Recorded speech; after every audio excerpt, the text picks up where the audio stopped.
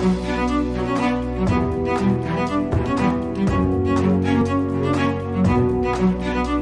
Biden administration announced new export restrictions in an effort to cut off China's access to U.S. high-tech semiconductors.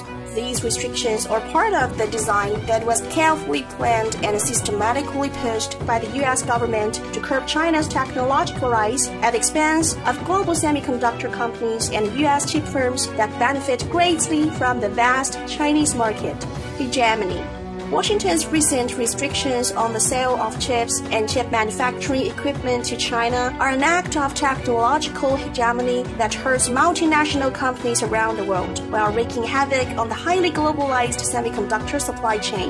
In 1945, Vannevar Bush, the U.S. presidential science advisor, submitted a report to then-President Franklin Roosevelt entitled Science: Endless Frontier. It was based on the fundamental principle of the autonomy of scientific research and the freedom of inquiry, which greatly stimulated the creativity of the scientific community. But in recent years, Washington has been interfering in global high-tech developments across the board. The U.S. Department of Commerce has extended its black hand to some of the world's high-tech companies, seriously damaging the legitimate rights of these companies.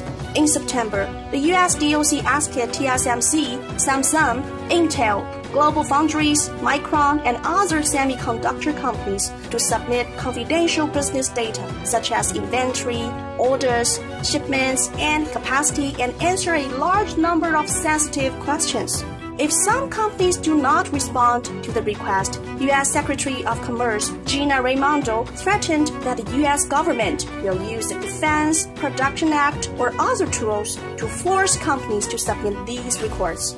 Coercion and bullying have always been traditional strengths of the United States. By advantage of its superpower dominance, anyone who does not comply will face its malicious suppression.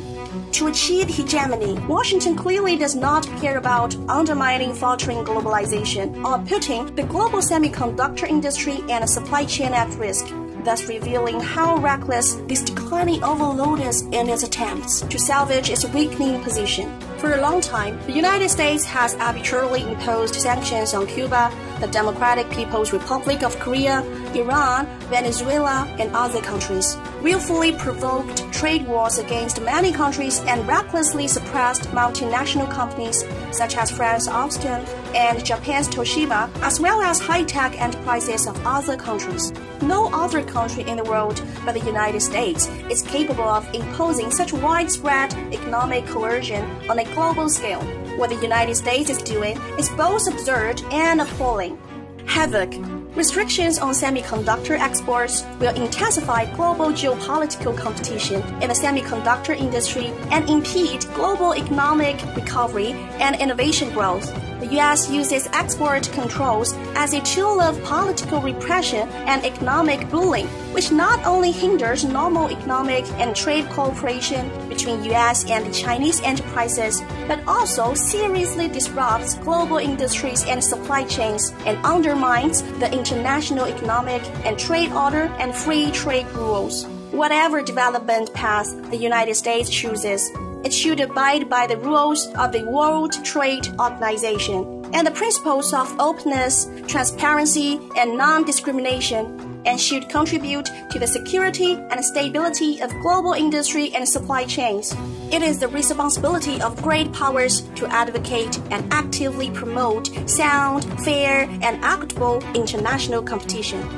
The choice of development path is a matter for the United States.